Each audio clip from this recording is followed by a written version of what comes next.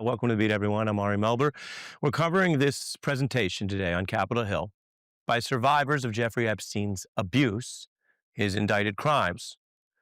This was a rare and bipartisan event. It was actually this briefing hosted by members of both parties, designed to empower the actual victims so that we might hear about Epstein's crimes and what should be done from people who tragically experienced them, rather than the so many other people we've heard from. And this comes after the Trump DOJ did systematically cut all of these people out of the recent changes and developments related to the case and hid key information from them.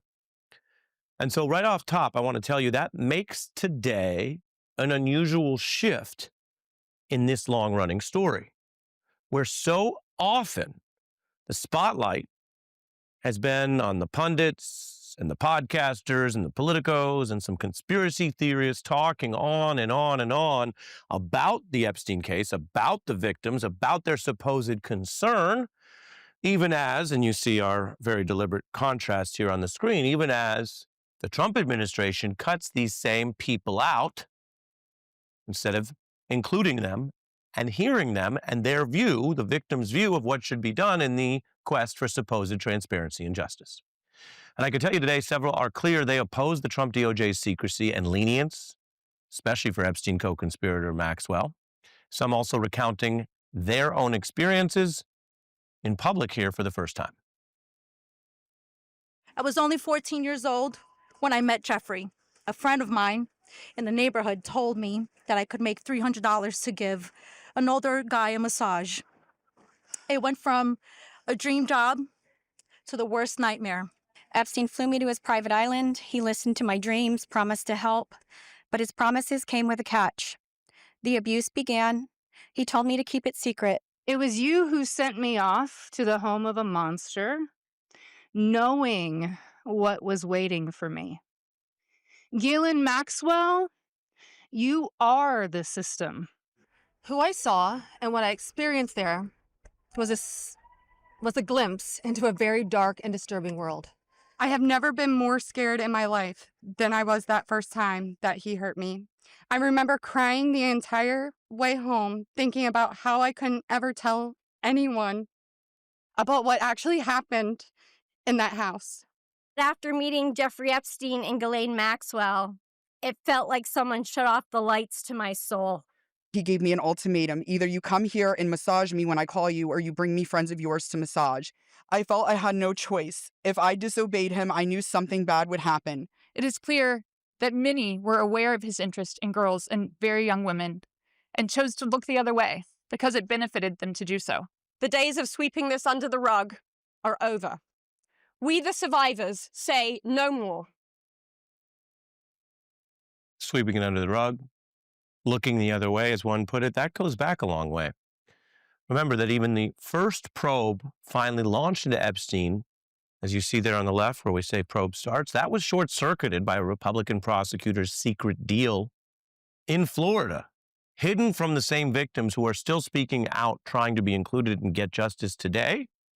And what you see here is the MAGA hypocrisy in the case goes for years, from Trump later promoting that same prosecutor who cut the Epstein deal to his cabinet, to his DOJ shutting down a real inquiry into Epstein's suspicious death under the custody of the Trump-appointed Bill Barr Bureau of Prisons and Justice Department. We've reported that in the timeline for you. The special treatment for Maxwell is the most obviously outrageous detail in all of this. Some of the victims today speaking about that.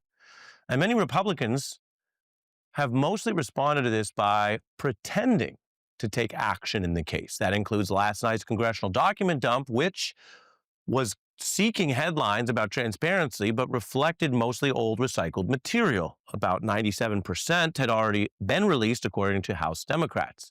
Today's briefing was organized by lawmakers in both parties who have been working to override the House Republican lock on these issues. Most Republicans, while they've talked about this because they don't want to sound like they're doing nothing against Trump DOJ giving lenience to a sex trafficker, most Republicans have been doing that dance. Today, you had two members of both parties discussing the actual way this might go differently instead of pretending. And they are trying to circumvent the House Republican Speaker to force a vote to release what are still the hidden Epstein files, not the already released ones. They say they're just about 12 vote signatures technically short. We're here not as partisans, we're here as patriots. The perpetrators are being protected because they're rich and powerful and political donors to the establishment here in Washington, D.C. There you have it.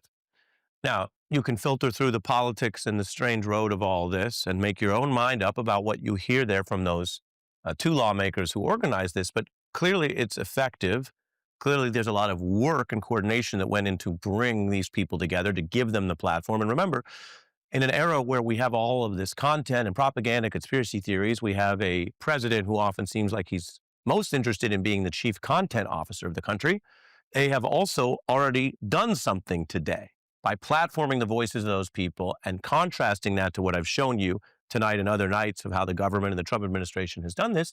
They are already changing some of who is speaking and the pressures on the government to clean up its act and be more transparent. Maxwell's the only person who has ever been held accountable for Epstein-related crimes, convicted and sentenced to 20 years. And the DOJ, responding to all of this, did the one thing you could do to take a step backwards. They gave her a more lenient, better prison after a suspicious interview. It is remarkable, even in this climate we're in, even if you're a cynic, that the people who kept talking about Epstein justice, which includes the Attorney General Pam Bondi, have been the ones who've given lenience to this person mixed up in the sex trafficking. She's also clearly looking for more help from the administration. And there was a survivor today who spoke out about that suspicious Trump DOJ interview.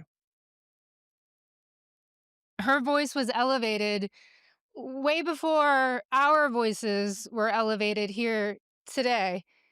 And that same calm, manipulative voice that she had so polite there that day with Todd Blanche was the same polite, coercive, manipulative voice that I heard as she was grooming me to then send me off to the home of Jeffrey Epstein where he would assault me. So her voice that day was the same voice that sent me off to a monster. I sat there and listened to this woman's voice lie. And there was no pushback from Todd Blanche because does he even have the facts to be able to push back? Does that Trump appointee even have the facts? It's an important question. He doesn't have the background. And remember, the Justice Department, it has change in leadership at the top, but our government, every agency is supposed to have career, nonpartisan individuals in the middle and the bottom. So the top changes with administrations, but then you have all the other experts. They're explicitly supposed to be nonpartisan. That's why they're called career employees. They're not administration employees. And of course, the survivor there asks a very important question. Did that Trump appointee have the knowledge? No. The person with the most knowledge is the person who successfully prosecuted Maxwell. Ms. Comey, who was recently fired during all of this, which again raises questions. Why did this administration fire the person who actually busted the Epstein sex ring, not have them around for this interview, and then give Maxwell better treatment? That's the question. And you might say, okay, Ari, what are you getting at? What's the answer? Well, we don't have reporting on why exactly they fired Ms. Comey because they didn't give a reason or a definition. We just know it was an unusual, suspicious firing at the same time that all this was going down, and she, of course, handled that case. But it's suspicious. We also know there are no known open cases regarding investigating this further. So going to a jailhouse interview for someone whose case Maxwell's is literally on appeal has no investigative purpose. Again, it raises questions whether this was an illicit, misleading attempt to shape her future testimony or clear Donald Trump, which raises a question, why would you need to go to such great lengths to clear someone? Another survivor today did bring up Donald Trump, and we've been very clear about this. There is not legal evidence in the public record that ties Donald Trump directly to these crimes. There's all sorts of consorting and social links, which raise questions about a conflict of interest or whether voters and citizens think it was unseemly how long they carried on a public relationship. But to be very fair and clear, before I even play the soundbite, there's not an allegation with evidence of Trump being criminally tied to this. And yet he was around. And so the victims have a right to speak out and recount that while they watch the person with the conflict of interest who promised transparency oversee a secretive approach to this case at DOJ. Take a listen. The truth is, Epstein had a free pass. He bragged about his powerful friends, including our current president, Donald Trump. It was his biggest brag, actually. His biggest brag forever was that he was very good friends with Donald Trump. He had an 8x10 framed picture of him on his desk with the two of them. They were very close. That's what these individuals remember during a period of time that was before Donald Trump went full-time into being a candidate and later being elected president. And so we've shown you that long multi-year relationship between Epstein and Trump. If you look, you can see it. Here you have, over those years, all that consorting. And so now the Epstein survivors are speaking out. And as Trump oversees a DOJ that both promised the country the Epstein client list, said it was on the Attorney General's desk, and then contradicted themselves and said it doesn't exist, as that is on the one side in the government, one of them today, one of these survivors says maybe they'll just get the information together and release their own client list. I would like to announce here today, us Epstein survivors have been discussing creating our own list. We know the names. Many of us were abused by them. Now, together as survivors, we will confidentially compile the names we all know who were regularly in the Epstein world. And it will be done by survivors and for survivors. No one else is involved. Stay tuned for more details. That's one of the pieces of news that came out of this, because if they are going to name names, if they're going to submit that material to the government or ultimately use it as leverage, as pressure to try to get any other documents released, that's a new development with the coordination, the network here of these survivors backed by members of both parties. So this is a real development. I want to tell you one more thing, and we've got our experts standing by, but what we're witnessing in public is a product of the failed, broken justice system in this case. And we've documented many aspects of that, including how the very first deal also cut out survivors and was struck in secret. But the corrective that we're seeing is not just theater for a MAGA podcast. The effort at this corrective is to do that which the justice system is supposed to do: an accounting of evidence, reliable witness and victim testimony, so that we might better understand what happened and how to prevent it. And when you deal with one of the most heinous crimes known to the world, as far back in world history, and one that's certainly rightfully punished that way, is when adults abuse children in this manner, minors or children. That's the pedophilia ring. That's the sex trafficking. And so it has taken this long with this much failure, spurred partly by the strange road of the Trump administration hyping this issue, claiming to care about it, and then doing more to help a sex trafficking co-conspirator than we've ever seen by any other administration at the federal level in the last 2 decades at least. That conflagration has brought these people out. And as you know, many of them did not want to be doing this. They didn't rush to do some big press conference. And this is coming because of those failures. And so it's in that breach that we might see a way out of this that matters beyond just the political content, as the president might say. And so we have Michelle Goldberg, who's written very intelligently about this, and a victim's advocate, Nancy Erica Smith, when we're back.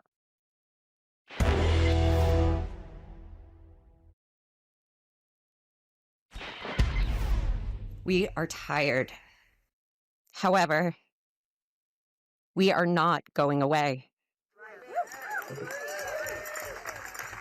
We will not stop or give up, and we will be on the front lines of this battle. We are no longer scared. Epstein survivors speaking today. I'm joined by civil rights attorney Nancy Erica Smith. She's represented victims of sexual harassment and workplace harassment, and Michelle Goldberg, New York Times columnist and MSNBC analyst. Both have followed this case extensively. You were there today. What did you see, and how is this different from what I mentioned, which is a lot of people talking about this issue in victims without hearing from them? Well, I think that, one of the things that people have been saying about these victims, quite misleadingly, is you hear Republicans say that we can't release these files because we don't want to re-victimize these women, whereas these women are out there begging for disclosure. And I think that something that really hit me listening to them was why disclosure was so important to them. I mean, I knew that some of them had called for the release of these files, but there were two things in particular that they said. One was that a lot of them still, they understand that they were abused, but the circumstances around that abuse, the reason that Jeffrey Epstein was never kind of really punished for that abuse, it's as murky to them as it is to us. And so part of it is just that they very much want to know what happened. But the other thing they said is that the conspiracy theories, the energy around this case, it's like a continual torment. I think every time it's back in the news, they go to pick up their kids and they feel like people are looking at them. And they just know that this is never going to be put to bed until all the questions about it are answered. And so their only hope of closure is getting these documents out there. And Nancy, the judicial system is supposed to provide a special role for victims. We have victims' rights statements. We have access to any deal that's supposed to be cut. They speak sometimes in the context of sentencing. What is it that you see them seeking, as I mentioned, here in public to make up for what wasn't provided in the original case? Well, they've been re-victimized, and by this process of the Republicans creating this QAnon fury that the Clintons had a pedophile ring out of a pizza shop in Washington, D.C. So they were victimized when that happened.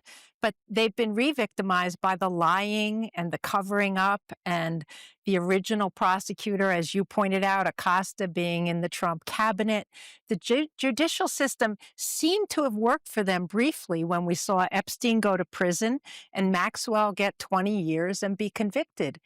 And then the Republicans again, Donald Trump specifically, and Bondi, then they use these victims again to keep drumming up this theory that the Epstein files were going to show the Democrats were part of a pedophile. Right. They weaponized it as propaganda against their opponents rather than actually caring about the crimes. Exactly.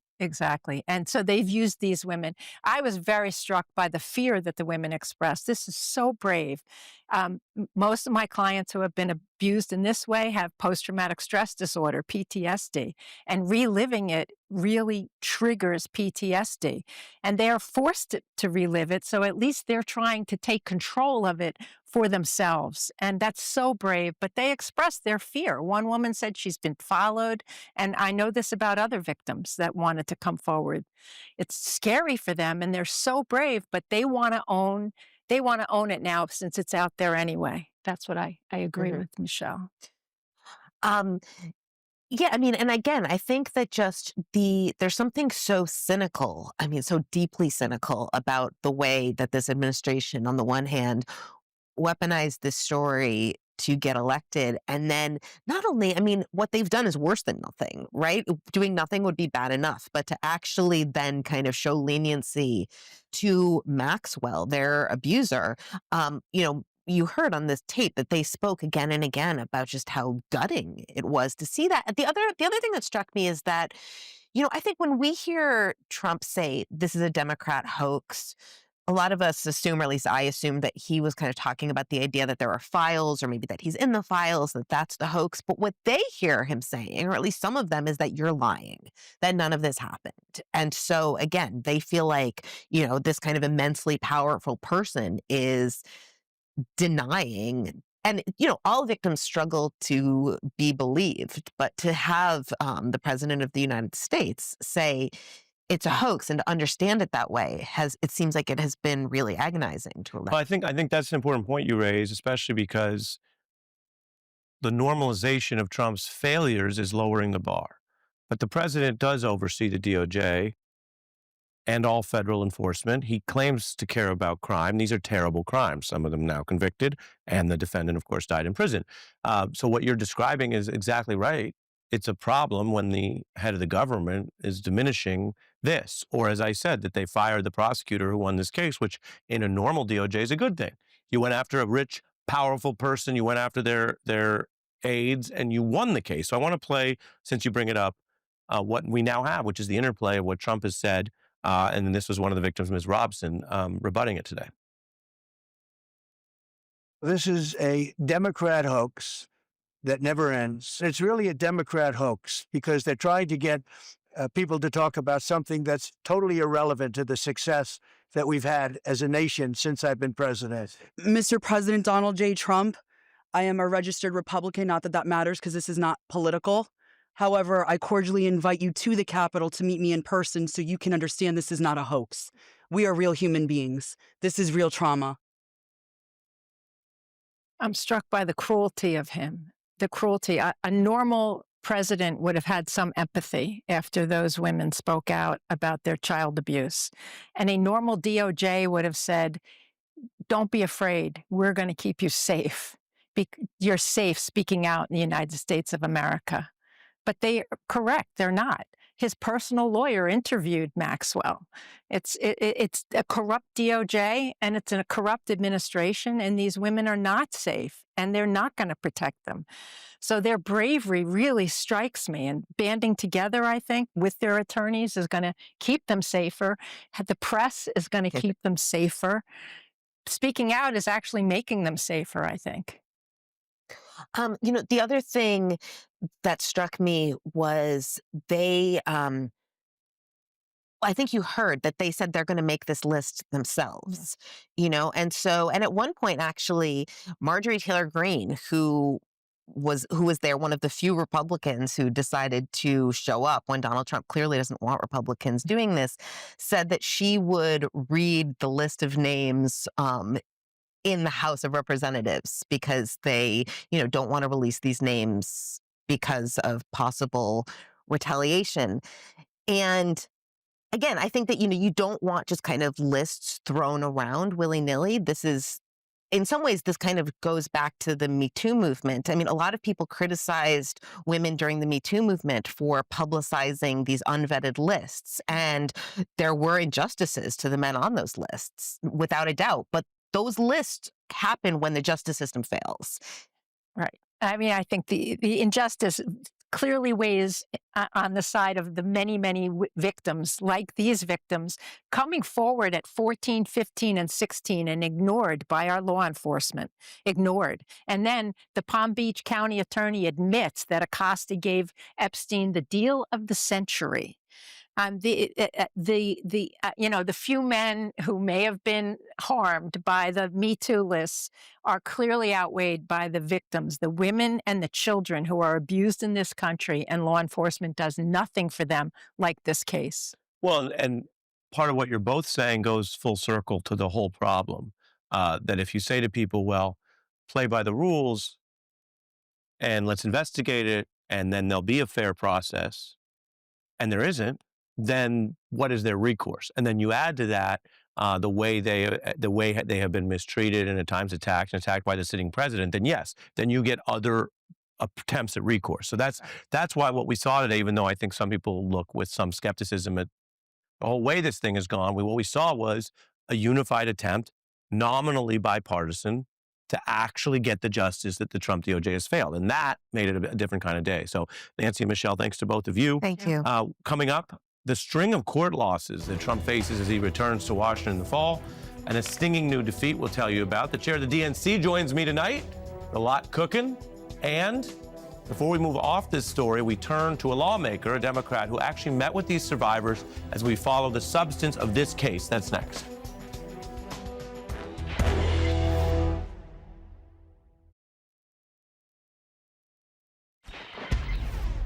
Epstein survivors are using this moment we've been covering, this unusual presentation at the Capitol, to speak their truth, to demand transparency, and some discussed the others that they say are complicit in that abuse.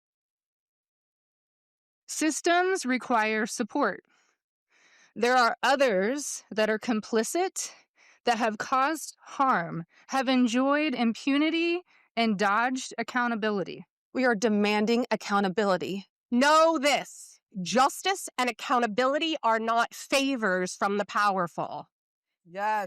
They are obligations decades overdue. Together, we will not stop until justice is done. We will not stop until survivor voices shape justice. We're joined by Democratic Congresswoman Melanie Stansbury, New Mexico. She is on that key House Oversight Committee and met with some of these survivors privately yesterday. Good evening. Good evening. What's important about what we heard today and what Congress can do next? Well, I think there's really two issues at stake here. One is getting justice for the survivors themselves. And this goes far beyond just the individual acts of injustice and violation that happened to these women. There are potentially hundreds, if not thousands, of victims and survivors out there. This is a vast network of sex trafficking that went on for decades without accountability, with a massive government cover-up that is currently undergoing a further cover-up by the Speaker of the House and by the President himself. So you have a twofold issue here. What's the cover-up by the Speaker? Not releasing the documents, or are you saying something else beyond that?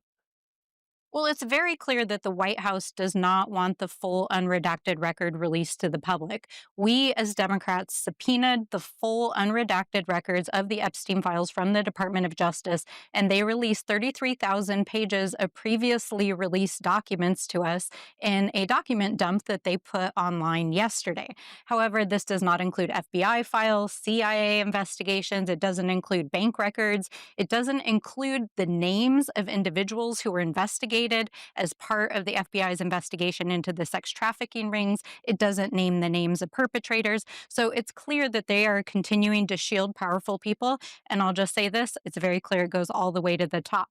And the Speaker is using the House rules to try to keep it isolated in Comer's committee rather than using the full force of Congress to investigate this. So on that point, the organizers of today's meeting, as you know, said they're about 12 congresspersons shy of forcing this, of overriding basically the leadership, which you can do when you have a big enough vote. Do you think they'll get there? No, we're 2 members of Congress short. 2? Right okay, now, well, earlier today, I guess it was a larger number. Yeah, we only need 2 more Republicans to join in signing a discharge petition to get the full disclosure resolution onto the House floor for a full vote. Okay. And the White House is so opposed to this effort that they actually released a statement to the press today that any Republican who signed on to that discharge petition would be considered conducting a hostile act against the president.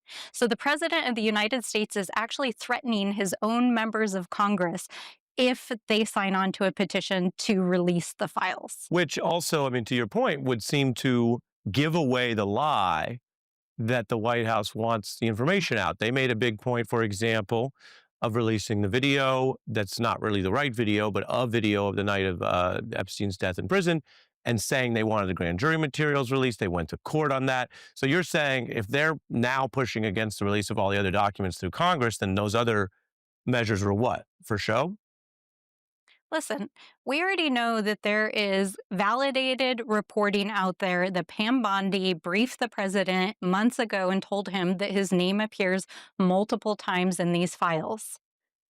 Yeah. We know who's in these files. Well, let me push you on that. In fairness, that reporting says that his name exists in the files. It doesn't, from the reporting that I've read, tell us in what manner, whether that revolved around alleged criminal conduct or socializing. If it only matches what's already been reported, we have photos of them at the wedding and other places. If that's the nature of the reference, then that you'd have to concede isn't a reason to hide it or isn't terrible. I mean, we know they were at public events together. If the president has nothing to hide, release the files. It's really, truly that simple. Sunlight is the greatest antiseptic. If the president of the United States believes that he is exonerated by what is actually in those files, release the files. I'm curious, in your conversations yesterday, whether you heard anything about the long history of the way these different victims have been mistreated. We have Courtney Wild is one of the victims who spoke specifically about something that the Miami Herald and other outlets have covered extensively, which is how they were cut out of the exact legal maneuvering and deals that they should have been informed of. Take a listen.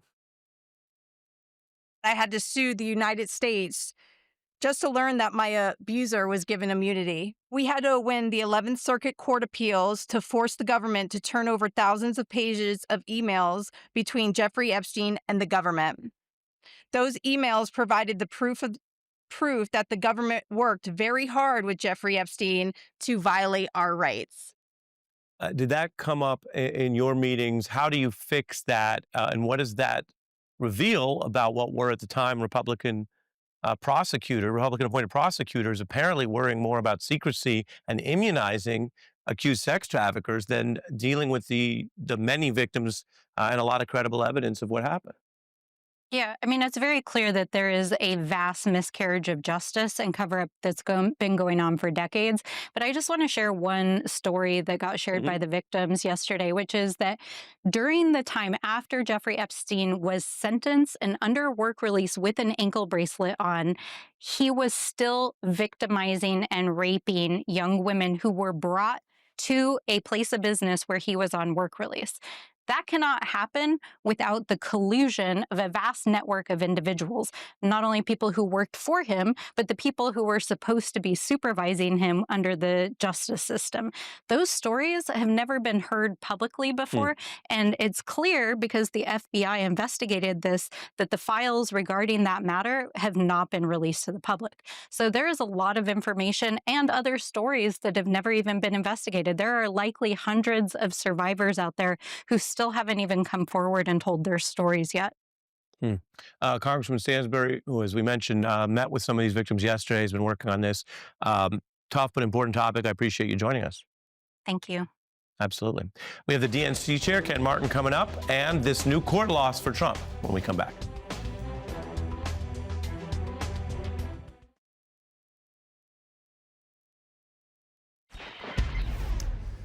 There is a recurring question about Donald Trump's second term, where he has measurably gone much farther than the first, which is, can he do this? And the answer, repeatedly, sometimes solely, is no. Take the Fifth Circuit, which is one of the more conservative appeals courts with plenty of Republican appointees. They say when Trump said that he could do all of these mass deportations by invoking the Alien Enemies Act, he was wrong. He couldn't. It's illegal. Quote, "We find no invasion or predatory incursion," which was what he claimed could justify him doing a type of immigration law enforcement that we hadn't seen. The administration will be appealing, but again, if you're losing in that circuit, going up to the Supreme Court, even the Republican appointees on the Supreme Court go, well, probably overdid it. Just today, a judge also ordered the administration to go ahead and release the money for Harvard because, and we said this from the start, it was clearly a First Amendment violation to try to abuse government power or yank funds over Harvard's free speech campus choices on a host of issues. That was illegal, the judge says. Judges have also ruled against Trump on other parts of the immigration agenda, on whether he has the power to do any of these massive tariffs, as well as one of the biggest issues that everyone's tracking as he tries to create what one judge called a police state, which is whether he can send the National Guard anywhere he wants, anytime. Trump is losing in court, and governors have been stepping up. You better comply because otherwise you're not getting any federal funding. See you in court. It's Orwellian. Simply lying to people. Unconstitutional. Illegal act, his mess, we're trying to clean it up. Washington State will not be bullied or intimidated by threats and legally baseless accusations. Introducing the National Guard into every major American city, it is not sustainable. Mr. President, do not come to Chicago.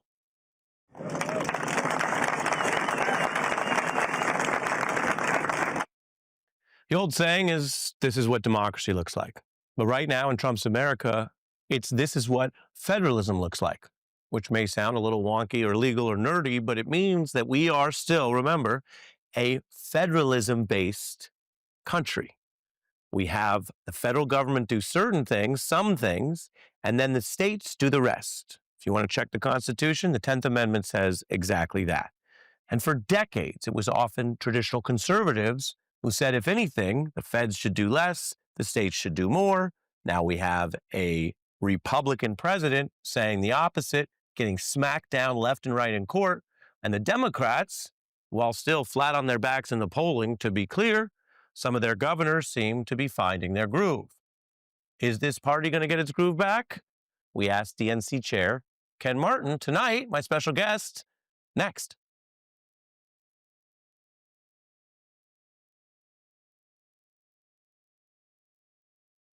Well, speaking of President Trump, after not being seen in public for several days, today he appeared in the Oval Office, which means it's 6 more weeks of dictatorship. Who doesn't love a little autocrat Groundhog Day joke? DNC Chair Ken Martin's here. Welcome. Hey, thanks, Ari. Are governors in your party finding some momentum by fighting Donald Trump directly on these issues where the courts seem to have their back? And is that a contrast to a rather quiet leadership in the Democratic Congress?